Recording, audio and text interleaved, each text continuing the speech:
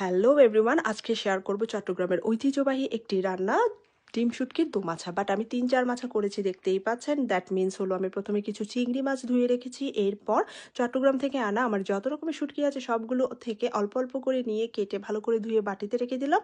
এরপর আমি চিংড়ি মাছ হালকা করে ভেজে নিলাম যাতে স্মেল না করে। এরপর আমি কিছু ডিম সিদ্ধ করে নিয়েছি। ডিমগুলোকে স্লিট করে মরিচ, লবণ এবং হলুদ দিয়ে মেখে নিয়েছি এবং এগুলোকেও আমি হালকা করে ভেজে নেব। এরপর আমি একটি প্যান নেব, সেখানে দেব হচ্ছে রসুন কুচি, মরিচ কিছু স্লিট করে দেব, তেজপাতা, এবং সেগুলোকে হালকা করে ভেজে নিয়েছি এখানে দেখতে পাচ্ছেন। এরপর আমি আমার বোম্বে অনিয়ন্স কেটে রেখেছি সেগুলো দিয়ে দিলাম। এরপর আমি হালকা করে ভেজে নিয়েছি সবগুলোকে এখানে এই পর্যায়ে। এরপর আমি আমার ধুয়ে রাখা শুটকিগুলোকেও হালকা করে ভেজে নেব যাতে স্মেল না করে।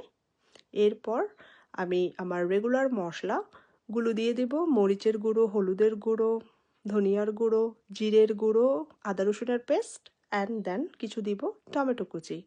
এরপর সবগুলোকে দিয়ে আমি হালকা করে ভিজে নিয়ে গরম পানি দিয়ে দেব, মশলাকে ভালোভাবে কষাবো। এরপর পরিমাণ মতো ঝোল দিয়ে দেবো। যেহেতু আমি ঝোল খেতে খুব পছন্দ করি, আমি একটু ভালোই ঝোল দেবো, আপনারা আপনাদের পছন্দ মতো দিয়ে দিবেন।